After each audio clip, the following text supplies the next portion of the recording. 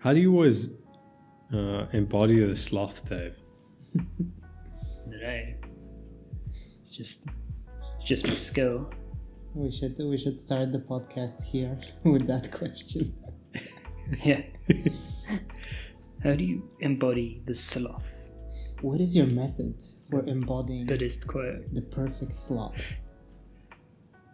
You just Just be starts very crawling slow. around on the floor. Are you a method actor? Like you don't cut your nails, like you let them grow out, and you just hang Yeah. from two huge nails. Big claws. Yeah, Just hang from the ceiling.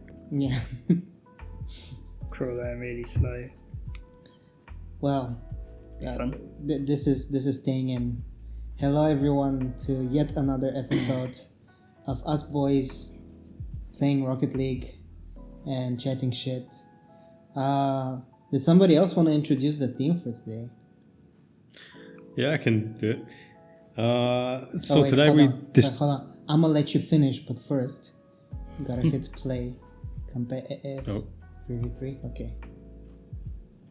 The game is Okay. on, and you're free to speak. The floor is mine. Yeah. Today we're going to be talking about digital nomads and the benefits of being one, the downsides of being one, and everything in between.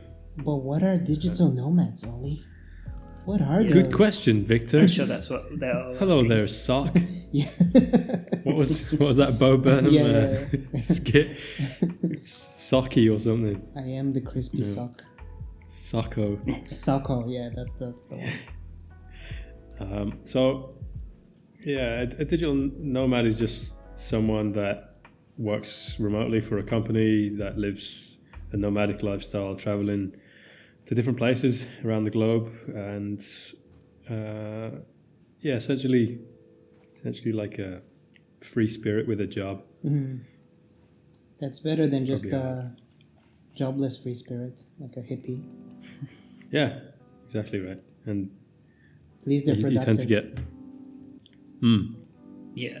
lots of people go on those retreats to like India, Yeah. become a yogi, and then I think the general idea is you get a Western job and you go somewhere east where it's cheap to spend your money, like living like a king essentially. That's sort of the idea, right? And traveling around, seeing the world. I wonder if it's the opposite. If you're not from the West and you get an Eastern job and then you travel to the West and Honestly, I would be surprised if there's any digital nomads that are from like less developed, like non-white people countries. I think that's a very sort of Western person thing to think of.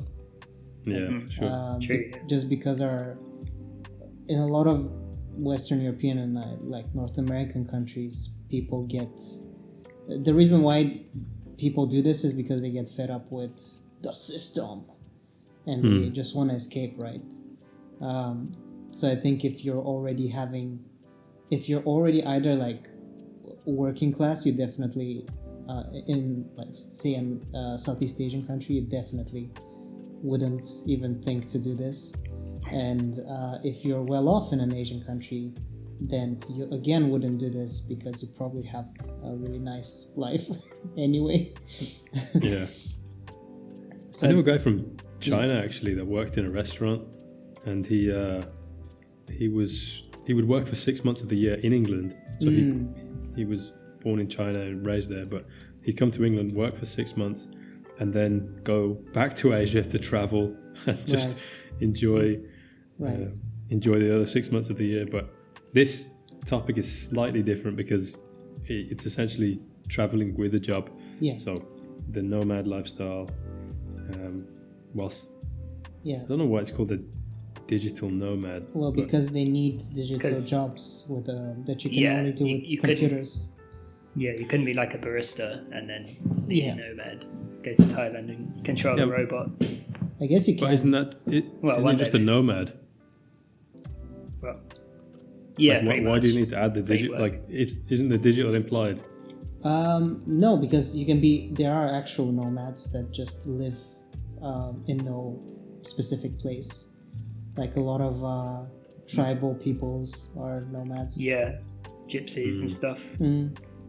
Can we say gypsies? Is that allowed? Yeah, there's other words that aren't. Yeah. But gypsy's fine. Yeah. So Yeah, we can start with. I don't know if somebody wants to kick it off. Dave, maybe, I don't know. Let's what kick it your off. theme was.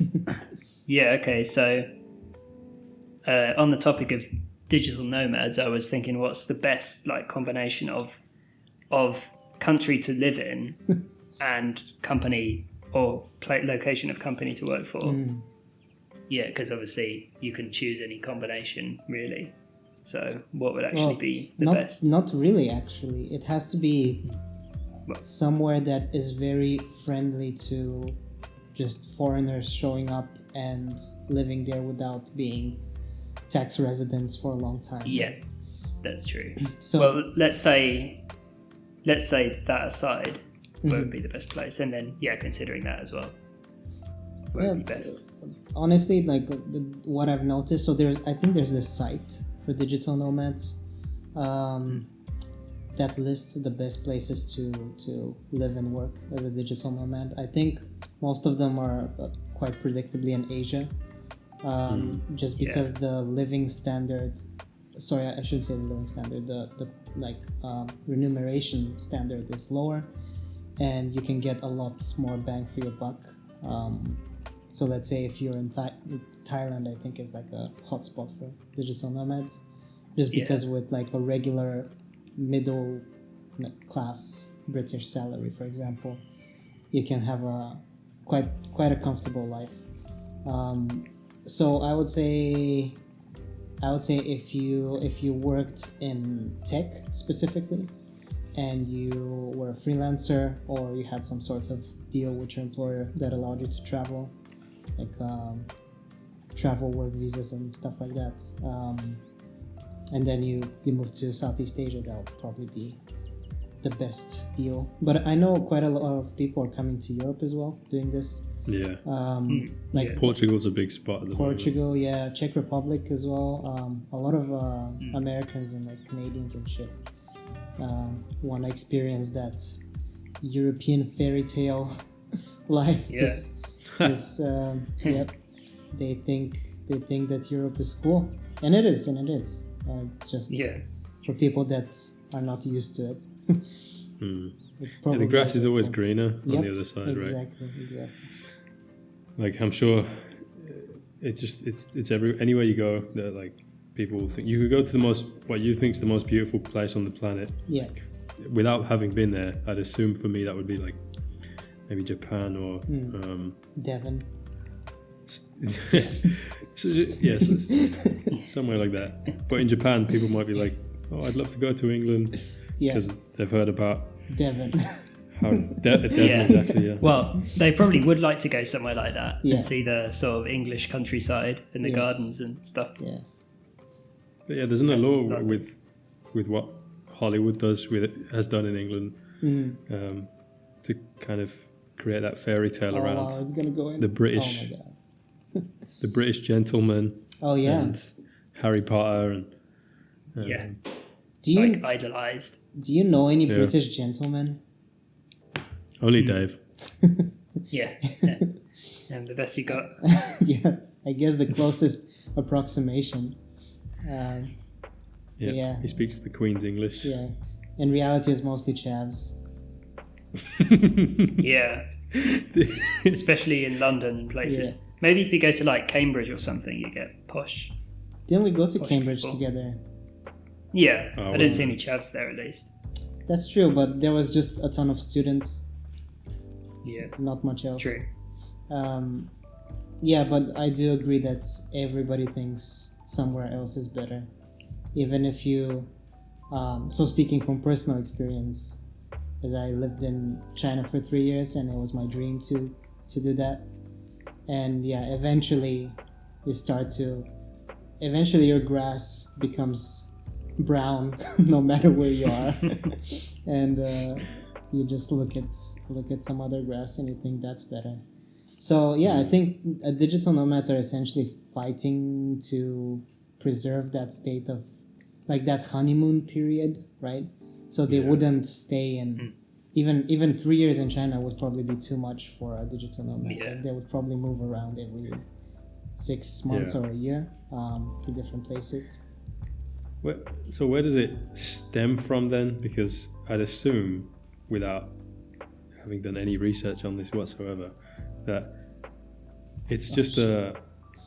I mean, we could call each of us digital nomads in a sense, because none of us are in our home countries right now, and we're all working abroad. Yeah, but well, at least I, for example, am settling in a country, so a nomad wouldn't even care to like say get a flat or get a romantic partner, like long term or something like that.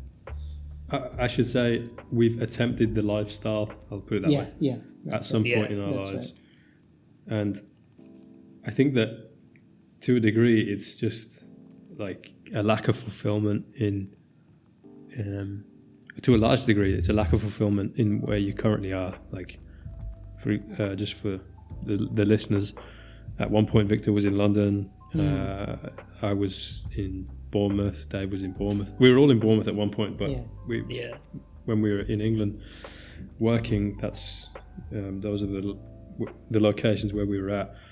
And it gets stale. It gets really stale after a while, especially if you've lived in that country and you don't feel so fulfilled doing the same thing over and over again, and you want to try something new, right? So it is also a very privileged position to be in, because a lot of people like to have a stable life and not even care about going anywhere. So, not enough players. If I wasn't on that's like a good point. Decent. Yeah, if I wasn't on like a reasonable salary with a stable job, I probably wouldn't even think of that, because like the expense, if things don't work out. So I was going to say it's a good point, because the lifestyles that we lived before may have been because we were forced into those lifestyles due to not being in such beneficial positions. And then suddenly, when we have the freedom to move around, straight away all of us grabbed the chance and went. Exactly. So Dave, what do you think is the best combo? Because we sort of like hijacked your topic. Well, I think kind of what you said, like somewhere in Asia would be like Thailand, because of how affordable it would be, or even somewhere like maybe South Korea, obviously more expensive, but it would still be quite a good option. And then working for a UK company, because of the like employment rights and things you get in UK that I think other countries don't quite have, the level of like holidays and sick pay and all that stuff. Holidays in Europe are the best deal. In general, we have like an insane amount of holidays. Like, we don't even realize it because we think it's normal. But for example, like a lot of countries in Asia literally have like 1 or 2 days of holiday that you get. America's pretty bad as well. Yeah, America's like 10 days. They probably just think, why would anyone take holiday? It means we get less money, so that doesn't make any sense. That's not the American dream. It's not the American dream. It's supposed to be a capitalist utopia. And that's why people would just try to get out of that. Like, honestly, I can't imagine working... Like, this is gonna sound really bad, but I can't even imagine working like a full month without getting a day off. Oh my god. Maybe in the winter months, but like, let's say it's like the heat of summer, and like you just, there's quite a few months in the year that are just not meant for non-stop work, and a lot of people in the States and North America in general and Asia, they work non-stop during that time. So it's crazy to me as a European. For context, we're at the moment all in Malta. But in the summer, it reaches like 35, 40 degrees. So Yeah. it's not even healthy to work Yeah. all day, every day. Yeah, I'll be working So from the beach. Oof, you'll be. Oh my days. Let's send this clip to his boss. Yeah. They already made that joke anyway. You'll Who be, did? You'll be red. My work. When I said I was going to be in Malta, they said, "Oh, you'll red be as a working from the lobster." beach." Yeah. Oh, I will be. I'm sure. I always burn. Yeah. But yeah, that's probably the ideal combo. Just, a cheap, nicely like organized country, and a very white employer like in the UK Yeah. or No. or White Germany. European. Yeah. Yeah, German would be fine. Mm. Yeah, anywhere in Europe, like German or French or whatever, that'd be fine Northern- for a company. Central Northern Europe. I wouldn't say like you get a lot of Eastern European digital nomads. Yeah. No, probably not. But Yeah, Asia would be really nice, I think, to work from. So I that'd don't probably know. be Like another you destination. say there wouldn't be many Eastern European digital nomads, but half the company that I'm currently working for, or at least half the team I'm currently in, I'd say half of them are Eastern European, and I don't know if they've traveled around or I not. mean, But you wouldn't work for an Eastern European company and be a digital nomad. okay, Doesn't yeah, make fair sense. enough. Yeah, it would So be the other way it's- around. An Eastern European would come work for a Yeah, English company or something. Yeah. Yeah. You need that white person money, Yeah. Actually, come to think of it, the company I'm currently at is headquartered in Singapore. Yeah, but that's Probably for tax reasons. yeah, it's Yeah, not. for sure, it's but- not actually. Yeah. Yeah, there's probably like one person on the office. Yeah, like what it's just one accountant room. in an office, like It's just collecting. the intern. Yeah, collecting some post or something. Yeah. Yeah, but Singapore is a very. Isn't it like the financial center of Asia? I'd say so now. Yeah, I think so. Yeah. So it's quite like if you were digital nomading, you probably wouldn't get too much mileage off of your salary in Singapore. I don't No. think. I think Singapore is supposed to be the most expensive country in the world. I've heard something Live to in. that effect. Yeah, but it's also probably the best organized country. They have like Yeah, it's really nice. but- ridiculously good societal like infrastructure and shit. It's very- I've only seen the airport, but it has like koi ponds and stuff like that in it. yeah, So it's pretty nice. that's a very rich person flex. Check out Yeah, my it's got a koi butterfly pond. garden and Yeah, what else? And that's just the airport. yeah, that's just joking. It's very cool. Yeah, I remember studying about Singapore in geography class in primary school, and my teacher saying that it's the best place on earth that he's been to. So I always remember it as such, even though I've never been. But it feels like it's true, just from things that I've seen online and people that I know who work there. I'm going a little bit off Dave's topic here, maybe, but does the do you think the digital nomad Oh my lifestyle? god. Whoa, Actually- I saw that. Yeah, go ahead. Do you think the digital nomad lifestyle actually works out in the long run? Because you've Well- got like people going to, let's say you go to Asia, let's say you're not from Asia and you travel and work there because you've idolized the life that you think you'll have there and the types of people that you'll meet and all that stuff, and then you go, you have that honeymoon period, Yeah, you work for a while and then it wears off, yeah, or like I'll say that's in let's say a cheaper part of Asia, or you go somewhere like Singapore, like you said, where again you'll still have that honeymoon period, but you'll probably be able to stay there for less time because it'll be more expensive. Yeah, so I guess the question is, do you think do you think it's sustainable? So that was actually going to be my topic. I wanted to talk about how it's not good to be a digital nomad. It's not. I don't think it's good for your sort of even your mental health, I would say. So first of all, it's a fairy tale. Like this is like chasing honeymoon periods, like over and over and over. But in doing so, you never actually build. First of all, you never build meaningful relationships, because if you want to continue that lifestyle, you need to keep moving and going to new and more exotic places, or just places you've never been before. So you don't.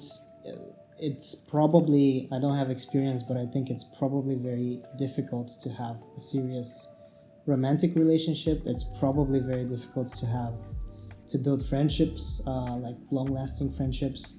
I personally had that, like the friendship issue for 3 years in China. Like all of the people that I met were sort of passing through my company, and you think you're making like really good friends, and eventually you never hear from those people ever again once they move to not even another country, like a different city or something. Yeah. So I don't think it's sustainable, and I think it's a young man's game, to be honest, because when you're like in your early 20s, let's say, and you have like fire in your blood, and you're all like thirsty to explore new worlds and lifestyles and things like that, and maybe you're single, maybe you want to have multiple partners, things like that. The Viking, basically. Essentially. Yeah.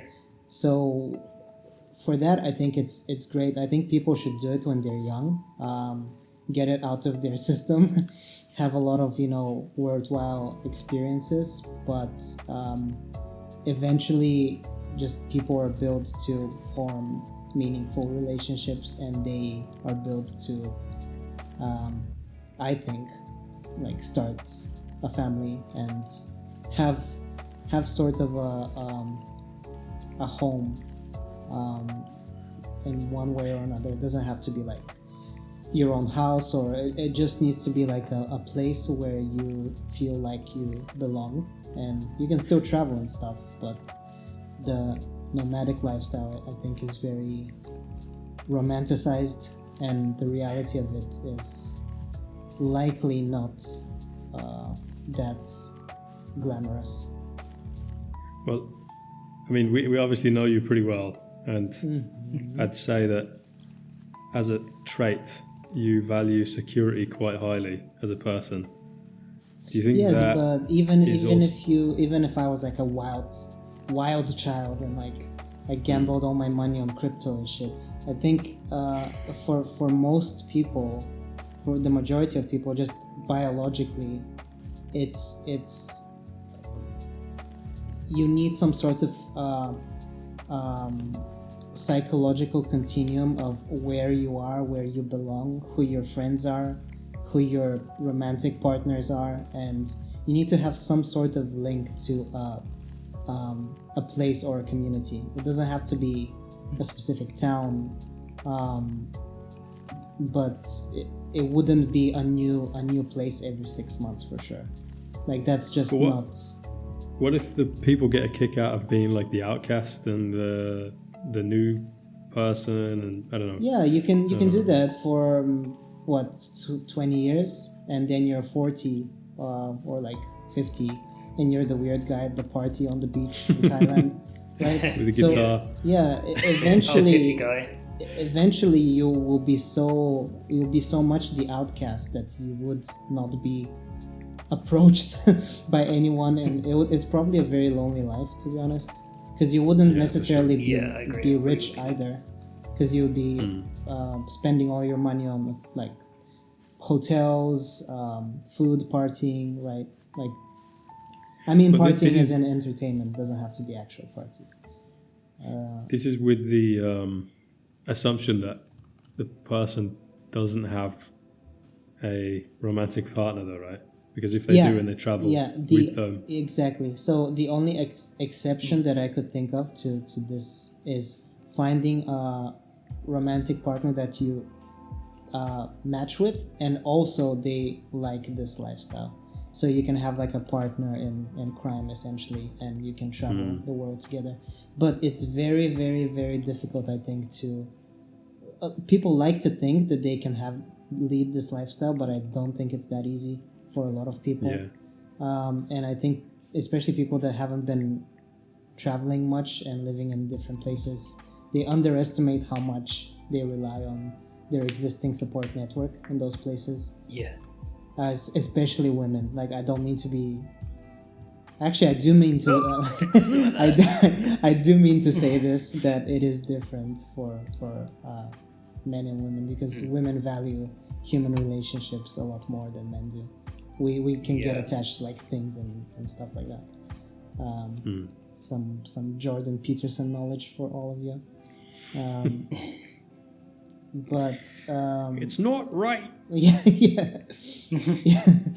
You see, women, they get attached to each other, whereas men get attached to objects. Yep, exactly. That's the worst Jordan Peterson impression. But it's exactly the it sounds quote. more like Kermit the Frog. Exactly the quote I was looking for there. So yeah, that would be an extremely rare exception case that I don't think is... Like, you might meet a person that tells you like, my favorite thing is to travel and go to different places, and then you spend like 6 years with them, and then their biological clock starts ticking, and they're like, I want to have a child and settle down. And you're like, but how about like the waves. Philippines next week or whatever? Yeah. So depends if you care about having kids, for one thing. That's another thing as well. Yep. So you care about having kids. If you care about having friends. Yep. Lol. Or if you already have friends, I think that's probably another thing. Or close friends, anyway. Yeah, but how far are you gonna go with having friends who maybe they travel with you in the beginning, and then eventually they all settle down because that's what the majority of people do, and ultimately I think it's a lonely experience. Maybe not in the beginning, but ultimately it's not sustainable. That's sort of my point. Well, I think it doesn't have to be like a zero-sum game where you do it or you don't, right? Like, I think you're not doing it so you'll be homeless for your entire life, and not homeless. That homeless is the wrong word. By which I mean, like, you'll be going place to place. Yeah. If you spend, like that guy I was telling you about, the Chinese guy that was working in the restaurant and spending 6 months of the year in one place and then 6 months traveling. Yeah. I think that balance, maybe not that exactly, but something equivalent to that, might be an interesting solution for people that are looking to be digital nomads for the long term. Yeah. Because then you have that support network for most of the time. Again, all of this is from an extremely privileged position, so we're probably only speaking to a small minority people. here. Our entire audience. It's true. If you're struggling to make ends meet and stuff, then it's just not financially plausible, really. So and that's also assuming you want to be a bartender or whatever your friend's job was for the rest of your life. Because if let's say you wanted to build a career, that's also very hard. Because like freelancing is great, and I'm like pro freelancing for sure, but it's very difficult to like rise in the career ladder when you're freelancing and you're not building again relationships at a particular company. And just to find the work as well, every 6 months or whatever. That'd be stressful, I think, if you constantly have to look for work. So there's a lot of these like underlying issues that people just blanket with like, but I'm traveling and I'm doing yoga in Bali or whatever, and I mean, it's great, but at some point you need to wake up and face the music. Yeah. But how many people go with the intention of never coming back or never settling down? You know, that, I don't know. That I certainly plan on staying somewhere at a certain point. Yeah. Just I travel don't forever. know. I know. I would say a couple personally, like distant acquaintances from uni. I think you know one guy that I know who went to Nepal, for example. So yeah, I think I know a couple of people, and I know it's like a common. I wouldn't say common actually. I know it's like a trendy thing to always be looking for the next best thing, right? Like people justify it with like that Steve Jobs quote, like, "Oh, stay hungry, stay foolish, never settle. Like don't accept anything but what you want to do at that exact point." And the thing is like that always changes, so it's also not sustainable to just keep switching countries and switching jobs or whatever it is. So at some point like people are gonna start looking at you like, why have you had like 10 jobs in the last 3 years? Like what's wrong with you? And they'll stop hiring you, like, because you lose that dependability, right? Because people want to know like, okay, this guy is at least in my general area where I live, so I can depend on him to be his friend or to be his employer. But yeah. Well, is that going to be necessary though? Because with how remote working has progressed over the last couple of years, I think that it will definitely open the workforce. I think an interesting topic with this actually is that, for example, in our field of tech, the predominant majority of the workforce is or was in Silicon Valley for the high-end positions, working for the top tech companies. Whereas now, I think that's slowly starting to open, or not even slowly. I think over the last year, there's been a rapid increase in globalizing that workforce. And now these companies are hiring people from all over the world, regardless of the proximity to Silicon Valley, where they're probably headquartered. And I think that it just opens up so many opportunities for countries that didn't have this privilege before, and they definitely had the skill, just not the opportunity. And now they've got the opportunity, and I think it's going to change the landscape of I think of the term digital nomad, because it will open up, like I said, so many opportunities for people that didn't have it before. And you might start seeing those people that were from doing the opposite of what we did, like what we would do, of being from the West and going to the East. You might see people from the East a lot more going to the West to work in London, France, wherever. Oh, that was bad. And yeah, it's because I think it was Airbnb that released some stats saying how their workforce had changed, where they were hiring mainly in Silicon Valley, and now that's starting to expand. Yeah, because you don't need to anymore. Pretty much every digital company. So you're kind of forced to be a digital nomad almost by remote work. Ouch. It's bad. Well, not really, because they can't change laws. But you still need to be a tax resident somewhere, and for that to happen, you still need to have a central place where you stay most of the year. What if you're a contractor though? Yeah, exactly. So you need to be a freelancer essentially. So you need to be. This would not work with like full time. I get what you're saying, and I think it's great. But for digital nomads, it's still not going to work, because their whole point is that they want to if they feel like it, they want to be like in, I don't know, just a different place on a whim. So they would need to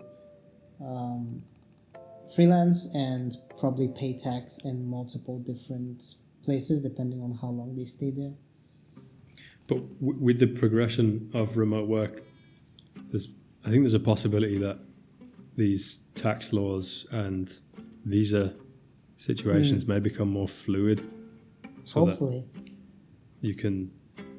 I have no idea how it will change or how it will work, but I'd imagine it would be a lot easier in the next 5 years to travel between countries and work there. Hopefully. There's lots of countries in Europe doing this at the moment, like Portugal, Hungary, are introducing digital nomad visas. Oh, nice. Because they just want... like Malta.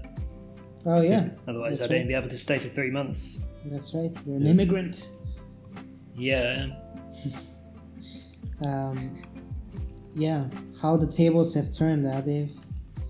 Who's the immigrant now? Yeah. Yeah. It's ironic. Yeah.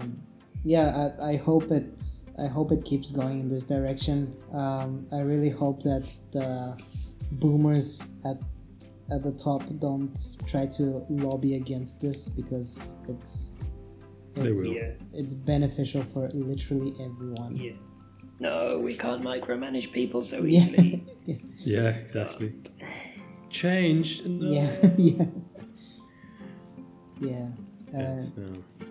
It's so yeah. Well, Ollie, your topic was, I think, the opposite of mine. Yeah, we're kind of mixing the two. Mine was just about the positives of being a digital nomad.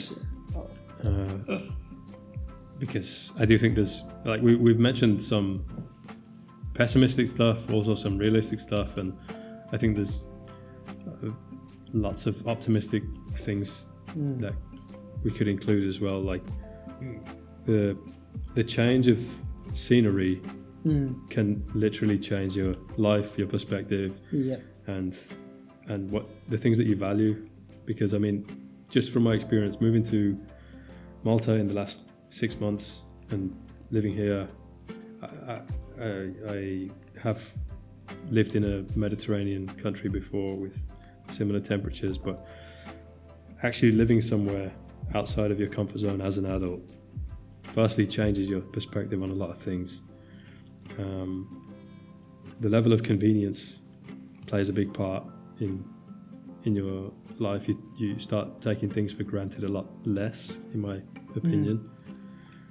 And also the heat, man. Honestly, it changes how you feel in the morning. You get up and just feeling the sun on your bones can make you smile. And exactly. Don't look outside and it's wet and raining. And freezing cold. Yeah, all listeners from the north, from northern countries, let us know how you do it, man. Like, I have no idea how, like, people can live without sun. I get depressed if there's no sun outside. Yeah, it's a bit depressing. I think they just kind of like, I don't know, sit inside and just cope. Play video games all day. Just go. Just hang on by a thread. Just go on a video game set in a tropical island and play that.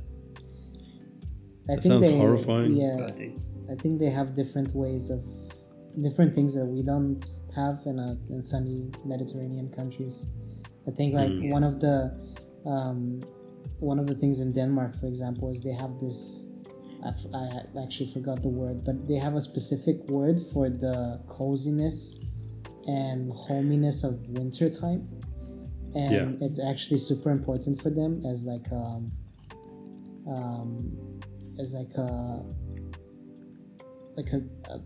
a mechanism to deal with the literally endless winter, because they have like many more months of winter than we usually do, right? That's true. Like sitting by a fire. Exactly. In the cold. by a fire with a good book and drinking hot chocolate and stuff like that. So Risky. they go out of their way to like make it really cozy and comfortable. Whereas in Malta, for example, if it's like last month when we had the coldest day of the year, 13 degrees. yeah, something ridiculous like that, and we would all just like stay at home and be like, ugh, fucking hate this shit. This is the worst day of my life. Yes. Yeah. It's just miserable. I saw a drop of rain today. Yeah, and so yeah, it's. I guess they have different.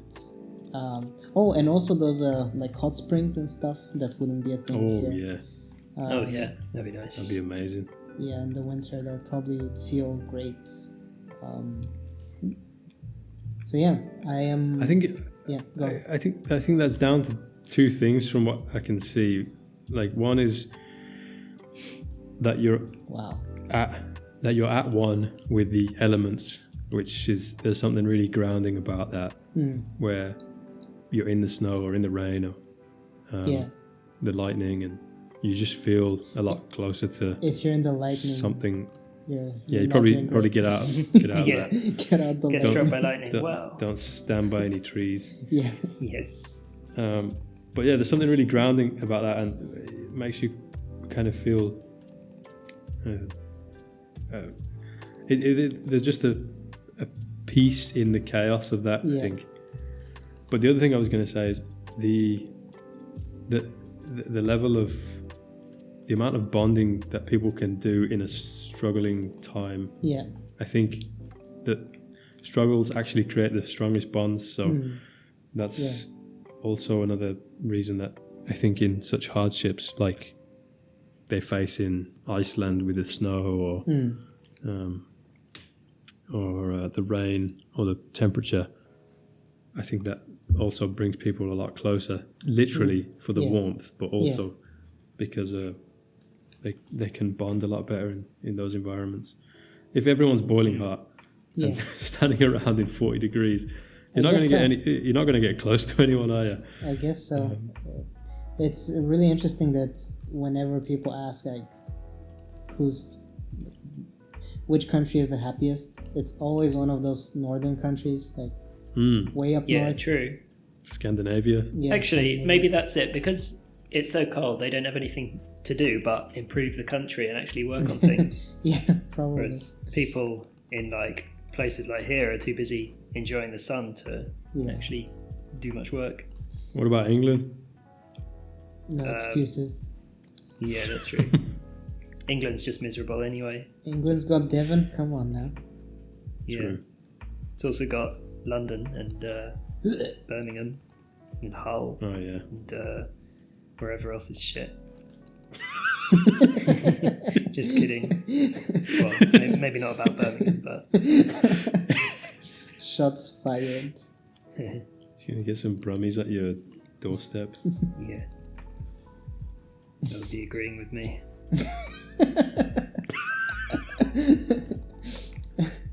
Yeah, like all those listeners from Birmingham, do you actually like where you live? Why not be a digital nomad? Shout out Birmingham. Ollie, Look how far you can you can come from Birmingham to the streets of Malta. Yeah. Yeah, why stop there? We go to any country in the world. Anywhere Like where? better than Birmingham. Birmingham's getting a lot of hate in this episode. Yeah. Next Yeah, episode's I'm just on joking. Surrey. It's not that bad. Yeah. I've only been there once anyway, so I don't. Haven't It's been beautiful, to you should either, go. so I can't compare. I've only heard stories for both Surrey and Birmingham. Surrey's like doesn't have any big cities really. It's all small villages and towns mostly. I think there's like And incest. Dorking or something. Sorry. Why incest? Because there's not enough people. Don't know. Maybe. Oh, I thought you knew a story about like some statue or Oh, incest. just guessing. Just a wild Yeah. guess. It probably is. Like they probably like push it back a bit, like second cousin maybe. Yeah. They don't want to like introduce other, like how royalty used to Yeah. breed with each other, so they didn't introduce like other families in. Yep. Same thing. Sorry. I'm sure like Birmingham has some appeal. Otherwise, Yeah, there won't be I that mean- many people living there, right? Like, there has to be Well, some it's- reason to live there. Well, the first reason I think is because of the Industrial Revolution. Birmingham was a hot spot. Yeah. And the second reason is Peaky Blinders. No, I'm joking. I think that people, it's obviously a nice place in terms, if you're looking for a city vibe, because there's everything you can ask for there, similar to London. Yeah. But I'd say it depends on the area, and I haven't lived there for quite a few years now, so I can't really. Maybe it's changed. And yeah, I think we've gone way off topic here. The Birmingham topic. Yeah, if you're going to be a digital nomad in Birmingham, then just I don't know. Good luck. Good luck. Yeah. Well, I actually know people from Thailand. Like one of my good friends and colleagues from China was from Thailand, and he was absolutely obsessed with going to the UK, and not even to the good parts. like oh, this is gonna sound really bad. I haven't been to Glasgow. I'm sure it's nice. I've only heard like that there's this thing called like a Glasgow smile, which is what people stop you in the street and shank you and carve out a smile on your face. What? You want to know how I got these scars? Yeah. Some Joker shit, yeah. That's the only thing I've heard about Glasgow. It's the only time you'll see a smile there. Yeah, yes. So Dave, a lot of your intrinsic views are coming out in this episode. Yeah. Yeah. Anything further north than London is it's just not acceptable. Yeah. Unacceptable. Yeah, so there are Asian people, like Southeast Asian people, that have a genuine interest, and I think he's still there, have like a genuine interest to go to places like that. Maybe because they're so different that it has some appeal for them. You know what the problem is? I genuinely think it's Google's fault. Like, if you see, for example, Glasgow in a film and you're like, oh, that's a nice shot, and then you Google it and you Google Glasgow, and then you start seeing all these stone castles and buildings and stuff that just look incredible, and the shots on Google are like best photographers with the best cameras and best editing, and you're like, I've got to go to Glasgow now, laddie, and then you go there and realize maybe it's not. It's shite. Glasgow does look quite nice actually, like as a place to visit. Yeah. Like the architecture and stuff. I like that. I'm not saying it's not. I'm not saying it's not. I'm saying this could apply to anywhere. Yeah, like Glasgow is just the it is true. It is true. Like every time you Google something, just keep in mind that it's photoshopped to oblivion. There's very few places. Photoshop the sun in the sky. Yeah, there's very few places that actually look like that. But that's not to say that they look bad in real life. Actually, I think, Ollie, for example, when we went to Beijing, when I checked the pictures online, it was nothing like what it was in real life. But what it was in real life was even more impressive at times. Yeah.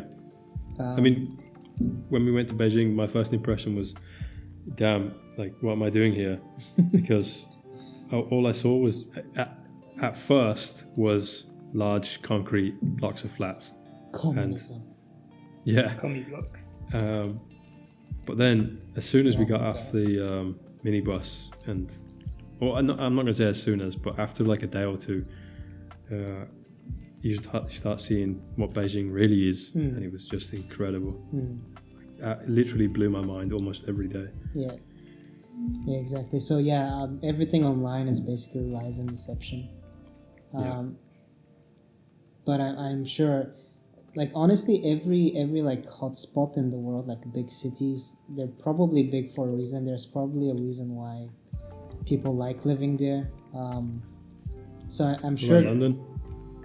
that's the one I'm just exception. joking. I have Probably for work. Yeah. Like the best paid jobs in England are in London. So But even even so, like if the city was complete ass, like disorganized and ugly, like I don't think people would stay there just for the salary, you know. maybe not. They might stay on the outskirts and then just commute in when they have to. That's I guess that's sort of like a safer digital nomadism. Just for example, working in London and living in Surrey, let's say. Yeah. But isn't that just having a... Oh, you mean with not commuting, like still remote? Yeah, I guess. No. But yeah. Well, that's only recent though. In the past, you could like, well, I mean, you know, people do it from my village, like work, commute to London to work. Yeah. It's doable. Yeah, so I see that becoming a lot more of a thing, like locally within your country, like people within their countries not flocking to the cities anymore as a result of the pandemic. I think that's going to be... I hope it happens sooner rather than later, because it's going to solve so many issues people are having. Like, can you imagine how affordable rent would be if not everybody had to be in London to work in London? Yeah. Exactly, When a a 1-bedroom flat in my village costs £200,000. Oh, okay. It's a little bit. I'd say that's pretty standard in England. Yeah, well, that's the thing. It's just standard. That seems a lot, really. But maybe it's because I just don't want to live in my village. Yeah. You'd have to pay me to live there, not the other way around. Okay. It's not that bad. It's just boring. There's just nothing to do there, really. We get it, Dave. You don't like Surrey. Oh, by the way, it's shit there. Yeah. Okay, I'll stop now. Man, you're worse than me with Bulgaria. Like, at least I mentioned some positives. Yeah. But yeah, it would be, honestly, my only wish before I die is to see once again single income families being able to afford a house. Like, that's this is your one wish.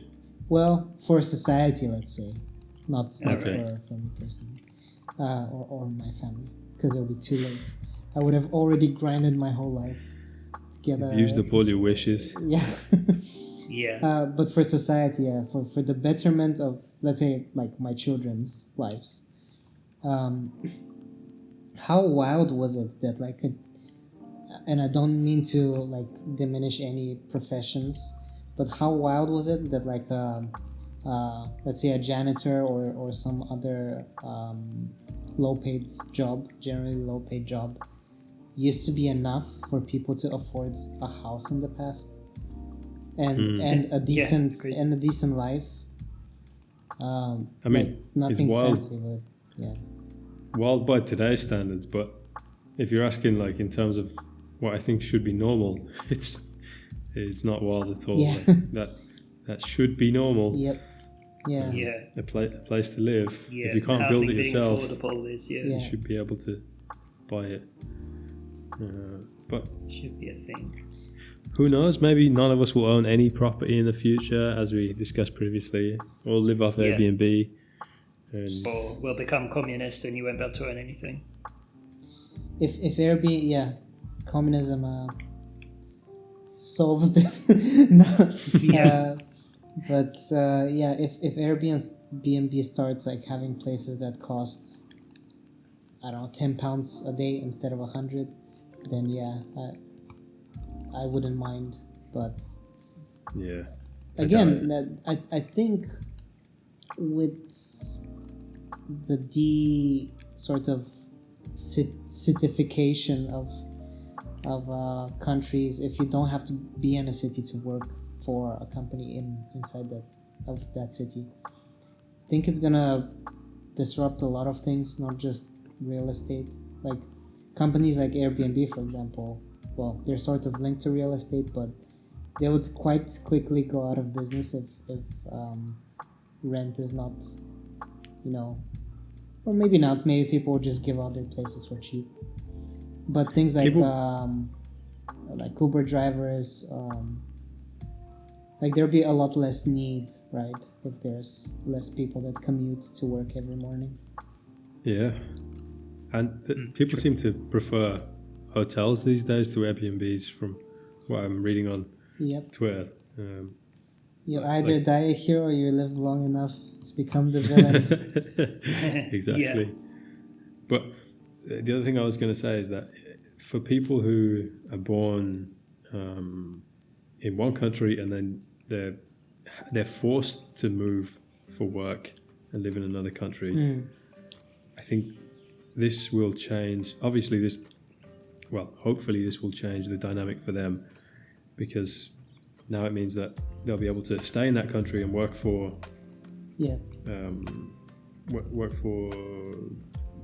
the other country that they would have been working for if they had moved, and get the same salary, which is obviously there is an issue there.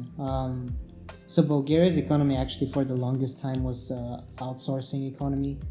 So we would, like, all of the good paying jobs were actually IT sector jobs where companies would just outsource.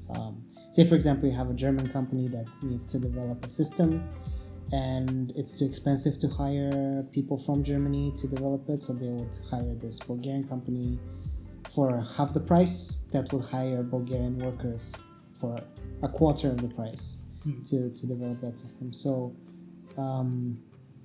the whole appeal of hiring somebody that's not German, let's say, is because you would get a cheaper Bulgarian to do it, right? Yeah. So the business sense is it needs to stay cheap, otherwise it doesn't make sense to give these opportunities outside of your country, because that money is obviously gonna go to Bulgaria, that tax is gonna go to Bulgaria. So unless Germany is making profit by doing this, there's no incentive. Well, I think you'll still be able to hire cheaper labor, but I think it will just open up the ability to hire more expensive labor in those countries as well. Yeah. Whereas right now it's pretty much like, if you're going to hire someone, or it used to be, I should say, 2 years ago, if you're going to hire someone in one of those countries, that there would normally always be, because they're cheaper. Yeah. So Yeah, if the whole world is competence based, like you hire people based on what they can actually do for you, no matter where they're located, that would be wild. Actually, that is my one wish.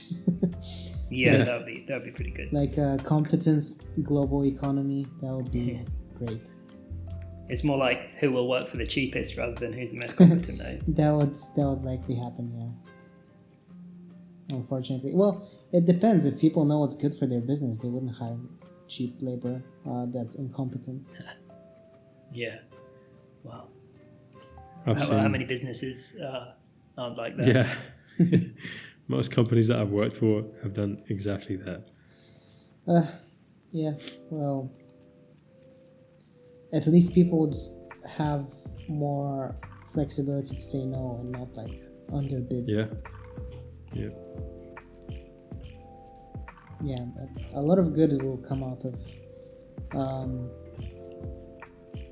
like the practices of digital nomads and the current like remote working situation. I think it's great. just as long as people don't just do a 180 switch as soon as the virus is gone. The pandemic is done. Oh, now that the virus is over, Yeah. you're coming back into the office 5 days a week. Yeah, that was stupid. Yeah. I have a feeling a lot of places would do exactly that, but Yeah. you know, I think the other way around would prevail eventually. Yeah, people won't want to go in. Yeah. They'll just lose employees if they say to come back in. They'll just quit or start applying. So they've got competition. When we're all in the Metaverse, and I think We'll have a virtual office. Exactly. Yeah, that's a fair point, actually. I was thinking about that today. Like, how... Because I was looking at my desk and I was like, oh, I gotta organize it, make it, nice, not cluttered, not like with good light. I was thinking, how easy would it be if I had a virtual desk that I could just, toggle some buttons or whatever and have like a I don't know, Hawaii sunset in front of me and like some one of those like Hawaiian dolls that bob, like what are they called, like bobbleheads? Yeah. Mm. All because you don't want to clean your desk. Exactly, because I'm too lazy. Just ignore the mess. You can just look at your virtual world and you don't even need to worry about it. Exactly. But not or only you don't that, need a like, desk. you could use, let's say, like you could use the table, for example, the kitchen table or something, and just be transported to a virtual office that is exactly just get like a to your specifications. Yeah, you could get a mouse and keyboard, like a physical one. Yeah. Like wireless ones. Mm-hmm. Put them on the desk, and then just sit there, put on your headset, and then the mouse and keyboard appear like where they're supposed to be in the virtual world. But and everything else. You know what would happen? Like you'd have, let's say you're a digital nomad and you're living in Thailand or something, and you're working for a UK company. The UK company would probably have this metaverse office set up where you go and sit in a metaverse cubicle. Yeah. And, like you would just have your office that you would normally be working in, but now accessible from anywhere in the globe. Yeah. And they would probably force you to be there. Like, oh, you can't miss metaverse meetings. Yeah. Like, you gotta be in your metaverse office. Hello, meta mates. Yeah. Yeah, we've got a metaverse bed for you as well. Yeah. And, it's just like a prison bed, but in with the headset on, it looks like some luxurious, hammock by the sea. Man, I'm actually 100% sure that companies would start designing virtual office spaces and they would look cringy AF. Like in job descriptions, you would start seeing like, oh, we've got the best coffee and the slickest metaverse office, and you see like screenshots, and it's like, I don't know, with like children's playgrounds in the middle, like with slides and stuff. Oh yeah. With their imagination, with like unlimited. Yeah. There's no budget, I guess. So they can just do whatever. Yeah. There'll be like a massive statue of the company's owner in the middle of the office. 100%. He would change his avatar to like a giant mechanical robot or something, and just everyone else would have to be their normal skin. Yeah. He would be like an anime girl, like Elon Musk's Twitter pic. I don't know if it's still an anime girl, a cat girl. Oh man, it will be cringe central, I am sure, once this happens. Yeah, once some corporate people get their hands on it, and then the employees will obviously troll with like different outfits and stuff. Like, you'll get the sort of nerdy guy being an anime girl. But then you would be deemed to inappropriate. Like if you have like a virtual body pillow sitting next to you in your and they'll be like, oh, Dave, that's not acceptable at this workplace. And they would have even it's virtual. They would have admins, like the IT guy would have like admin rights to come in and just select your digital assets, your NFTs, if you will, and just delete them. He just deletes you from the metaverse. Yeah. He screws it up and just deletes your whole character. Yeah. Makes you just the default, like, empty face, grey Default skin. avatar. Yeah. It'd be like a VR chat, that kind of thing, where people have the troll avatars. Exactly. Oh Like man, Like that this is Knuckles one. This is a dark side we have not explored, but I am 100% sure this will happen. Yeah. They will definitely. not let you customize your things the way you want them to be, for sure. Yeah. You'll And have then to have how like does- a company mandated avatar. Mm-hmm. Yeah. Wearing a suit. Yeah. But Yeah. you don't actually have to wear the suit. Yeah. You just have to meta wear it. Well, it's just so they can, exercise that power over you. If they can't do it in the physical world, you gotta, control your sheeple somehow, right? They're going to take you to town in the virtual world. Yeah. And how does things like harassment work in the metaverse? Because I'm not talking about, let's just say you've sworn at a colleague to keep it fairly PG. How, or let's say, I don't know, you and Dave get into an argument about which programming language to use. So that. And then all of a sudden Dave hits you with a fish NFT brought out his pocket. Yeah. And then you bring out like a clown gun and shoot him in the, I don't know, alien head. Yeah. I think How it's is this- gonna be a lot a lot easier to manage, because you wouldn't have my word against his. Because remember, if we're in virtual space in a company's office, I guarantee you everything is recorded. Every single thing you do would be on record somewhere. So they would just roll the tape and see what happened. Probably even in front of you, they'll be like, let's see what you two boys have been up to, and they like bring up the like holograms and shit. The 3D recreation. Yeah, 3D recreation of what happened. Slowly scroll through it. Yeah, It's like that bit in Cyberpunk. yeah, exactly, You, exactly. you have those bits. Those dances, right? They call them. And yeah, so I think it would deter a lot of people from actually speaking their minds, to be honest. Yeah. It's already like like this. now- Like, do you guys ever end up doing this thing where, let's say, a colleague is annoying the shit out of you, and you want to like teach them a lesson, but you don't want to do it on chat, just in case you say the wrong thing. So you'll be like, "We'll talk next time, we see each other," or we'll talk it out in a meeting or something, just so that you don't have written proof of saying like, you don't know what you're on about. Yeah. You little bitch. Yeah. No, I get on with all of my colleagues at all times. Sure you do. Wink.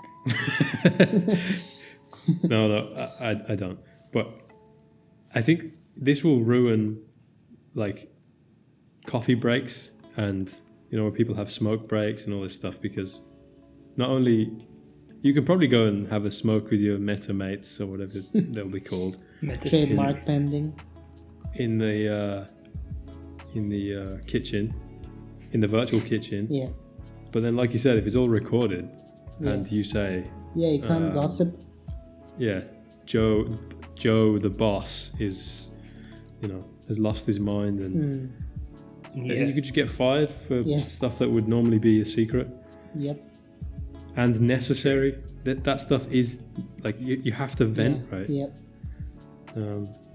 Man, that's why I was saying like people are gonna get sick and tired of this metaverse shit really quick. Yeah. Not just because of that. Like obviously there's gonna be great experiences to be had in digital space. But eventually you just know these companies are gonna fuck it up. The same way they fucked up Web 2.0, like it was great in the early 2000s, 2010s, now it's ass. It's just gonna be the same thing. So eventually people are just gonna have enough of it. and leave, go out into the real world. Yeah, for the 50th time, the company takes their data and then uses it against them. I wonder if, I know, again, we're way off topic here, but if you can do something in this metaverse, that you can't physically do as a human, but you're always, let's say flying, for example, is the easiest one I can think of. You're always flying from from place to place, and to activate it, you just have to lean forward or something like that. And then you take your headset off, and you're just walking around, and all of a sudden you lean forward to try and fly somewhere, and then you fall on your face and break your nose. That would just be natural selection. Yeah, I think so. It's kind of like the guy, I don't know if you've seen videos of people doing VR, and they there's the one on the skyscraper where they're on the edge, and they literally try and jump off physically, or have a panic attack because they think they're going to actually fall. Yeah, but this is the opposite of that. That's you're still in the virtual world. This is once you come out of it, are there repercussions because you think you can do stuff? Especially if you're on it 20 hours of the day, or let's say 15 hours of the day. Yeah, true. It's kind of like how a kid tries to swipe the pages of a book because they're so used to exactly. Man, these kids now we'll be trying to neuralink ourselves when we're not connected. You'll try and pick up a bowl or something, and you'll just be thinking of it for 5 minutes, and then you'll realize you actually have to physically pick it up.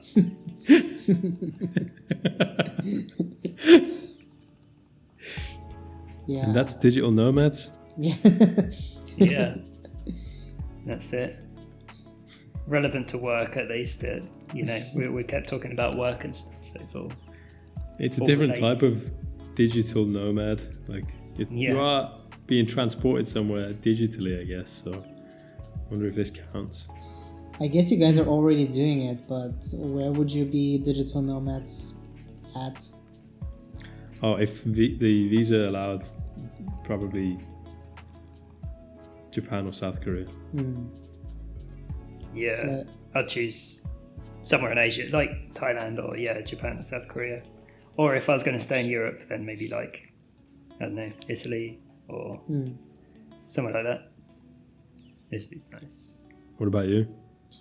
I'm thinking about it, actually, undecided. I would probably go. I'm not interested in any going to any city or anything like that. I'll probably go deep in the jungle, somewhere southwestern China. They have really nice mountains, foresty mountains, with villages or retreats, things like that. So I would go as remote as possible, really. Wow. Or as my internet connection allows me, because I always have. Yeah, that's the thing. Are you gonna have Wi-Fi there? Yeah, so relatively developed area, but not a big city, not Seoul or Tokyo.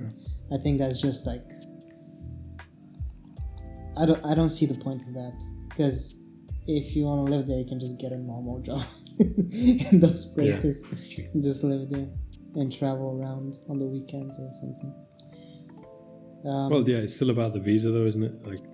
It's not necessarily the job, it's the language barrier,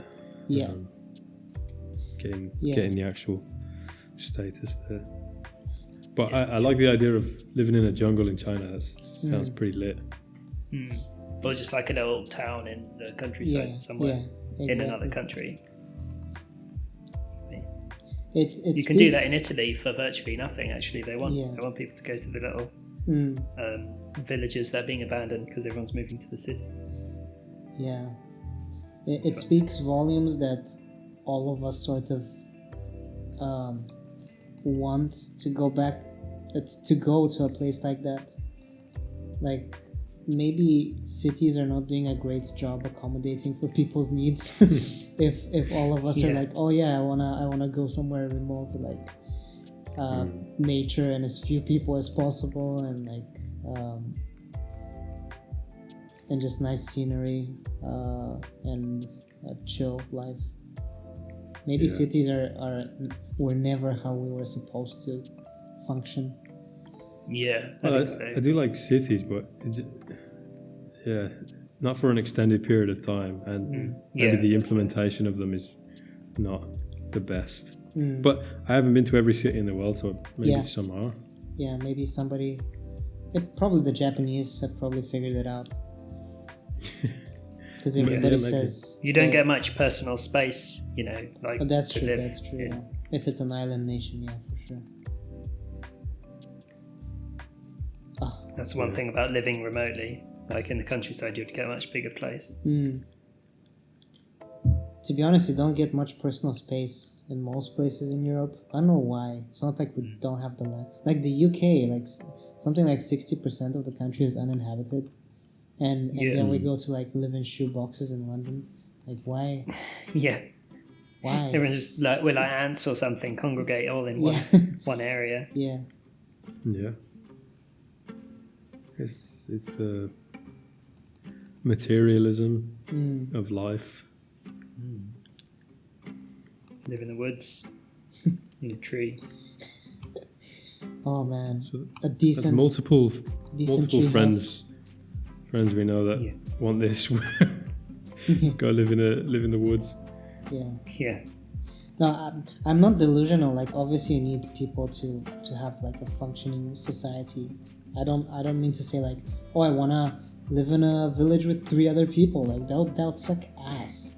But nothing to do. Yeah, and just know you can't rely on any like services or anything. So reasonably developed town, let's say, in the mountains or something. Funnily enough, I met a guy at the gym today who was telling me he was basically telling me his life story, but at one point he said, so he lives in Malta, but he told me that he went to Edinburgh and built a wooden house for himself just on his own, and he wants to go and live there, even though he has a wife and a dog here and a house here, and he wants to just go and live there on his own as a minimalist. He said he watched a film called The Minimalist. I haven't seen it, and he wants to do that. He said he doesn't need anything. He just wants to live on his own. And I was thinking that's gonna get old really quick. Yeah. Yeah, but maybe he says just wants he's to been leave his doing it. wife. Yeah, that's what it sounds like. Yeah, but he says he's been doing it for a while now, and I don't know if he was depressed or what, but it was just fascinating to hear that somebody wanted to go and live completely isolated. That must be some really bitchy wife. No, I'm joking. I am married, so I'm allowed to say it. Okay, whoever gets angry at this, whoever's listening. Just spam him in the comments, everyone. Just, Report us. No. Okay. Don't. It's cats. No. Report us. I double dare you. Yeah. Just do it. We had our first comment for all the listeners. Oh yeah. That's a big. Yep. Let's give him a shout out. Oh my god. Maybe he. Oof! What a way to lose. I don't know if we should shout this guy out though. Like his comment was a bit rough. I'll shout out his the name Dave gave him. Yeah. Which is Avocado Child. Boy. Avocado boy. Shout out Avocado Boy on YouTube. Yeah. Thanks for the constructive comment. Like I was telling to the guys, we reached exactly the demographic that we were supposed to with our conspiracy episode. The guy's nuts. Not joking. We just That guy triggered probably spends all everyone. day watching conspiracy videos, so that one just came up on the recommended. Yeah. The freaking algorithm works. If he's a frequent listener and he's made it this far, Yeah. and listening to this, he's going to be pretty gassed right now. Yeah. messages for some swag, which we're not gonna Yeah. send you, but still worth a shot. Yeah. Maybe we'll have swag by the time you message us. Virtual swag. Yeah, DM us as the. No, as don't the kids. don't DM us. Do not DM us. Just Yeah. stick to the public comment section. Yeah. But yeah, that was quite exciting. Honestly, like I used to think like, who the fuck would listen to anything like this? But then I realized I listen to a lot of shit like this all the time. Like Yeah, some me too. random people's lives that I don't even know. And I'll be like, oh, this is fascinating. Like, you know what I like watching? Those people that make videos about their daily life. Like they'll be like, Oh, right. a Japanese, not even vloggers, man. It's just people that, Like an English teacher or something, or but they like listen. Like one recent video that I really enjoyed was this Japanese guy who was like, "This is what I do on a Saturday," and he wouldn't show his face. He wouldn't even speak, and he would just show like his routine from when he wakes up to like I think it was called something like what I do on a lazy Saturday or lazy Sunday. And I watched like a solid 9 or 10 minutes of that shit, and I was like, damn, that's good content. Is it like some kind of ASMR thing? Like, you know, he goes in the shower and then you like... No. No. I think the appeal of it is seeing how other people live, and he also had his place really nicely organized and lit from the outside, and it was really cozy and homey, and just his whole day was like wholesome. And I was like, damn, that's some good shit. Well, you are I don't think our I'd get an demographic. audience with my... Yeah, I am the demographic for our podcast. Yep. That's right. If people can get Man, he had viewers by millions of views. by just sleeping Yeah. or eating food, I think we can get a couple of edgy comments about from avocado kids out there. Yeah. Yeah, that's what we should call our fans, the avocado kids. We probably shouldn't have kids as our Yeah. Yeah. We should change our account name to Little Kids Lovers. Jesus Christ. That's an office joke, okay? Relax. Just haven't Oh, seen The okay. Office. I haven't Yeah. seen The Office. We've yet. just been flagged now. Yeah. Yeah. No. Blacklisted. It's an office joke, like the boss, Michael Scott, his dating profile on a dating site. His username is Little Kid Lover.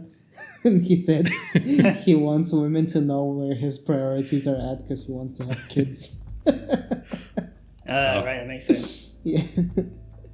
I should put that on my Tinder profile. Yeah. Is this a signal, Dave? Sending out a message to all the listeners out there. All the avocado children. Yeah. Yeah, all you man children out there, hit me up. Yeah. We can play video games together and Yeah. complain about things. This is getting out of hand, so I think this should be our last game. Yeah. But Yeah. we are in Bit off topic. we are in the end game now, where we discuss absolutely everything. Yeah. Anything goes. Anything Free for all goes. round. Yep. But yeah, I honestly, do you think you are? This is going back on topic. Do you think you would continue? Because essentially, you two are digital nomads right now. Do you think you would continue doing it for much longer? Probably a couple of years, I think. Yeah. I'd like to think so, but I don't know for certain. Like, Right. it appeals to me right now. Yeah. I sound like a politician, like not giving a straight answer. Yeah. Well, Yeah. yes, I would like to do it, but it depends on the feasibility of it. Yeah. And also, I'm not the only factor in the equation, so Yeah. but definitely would like to do it. He's taken, fellas. Yep, it's just Dave that's sending out these signals Yeah. to all the man children out there. Yeah. Hit me up. But yeah, I think what was I going to say? Hit me I up. forgot. No, I was going to say Quality something content. more. Yeah, I was going to say something more interesting than that, but I forgot. Let's him up. stay in this moment. Let's let it linger a bit longer. Yep. We're waiting for you to remember now, Dave. Yeah, we'll just sit here in Something about, silence. it was something on topic. It was something about remote work. It probably wasn't anything interesting. I probably wasn't actually thinking of anything at all. Now, don't put And I yourself just down forgot. like that. It was probably a brilliant comment, probably a Maybe. genius idea. What if you're a genius? You just keep forgetting all your genius ideas. Could be, yeah. Forgets that he's a can happen, genius. right? Yeah. You could have memory loss and still be a genius, maybe. Yeah, good point. Are people with memory loss, are genius people with memory loss still geniuses? I guess they are, because they will just, whatever problem they're solving in front of them, they'll be a genius at that. And Yeah, then- your problem-solving skill would remain, Yeah. even if you forgot Well, everything. I don't know. There's that Einstein quote, isn't there? Like, if oh god, I forgot the quote. It's something like if you tell a fish it's stupid for not being able to climb a tree. Yeah. So it will go its whole life thinking it's stupid or something. Yeah. So maybe Yeah. it's not applicable in all areas if you're just a genius, right? A genius. Did you Whatever see defines a genius. the Kanye West documentary on Netflix? Is called Genius, like Oh yeah. J-E-E-N. Of course. I don't know if he's being self-aware or just. You can never tell with Kanye. I don't know what to think, honestly, about him. All I know is that I've seen him in a couple of pictures lately, and he wears Wellington boots everywhere. Literally Wellington boots. That's an interesting factoid for your listeners. Maybe. Yeah. Maybe he's just scared of getting his feet wet, you know? Don't be scared of getting your feet wet, listeners. Yeah. No. He also lives in a freaking stadium now that he's divorced. He got the stadium and the divorce, but lost the house. So there's another fun fact for you. Wow. Yeah. Anyway, that's been our show. Yeah. Let's end it there.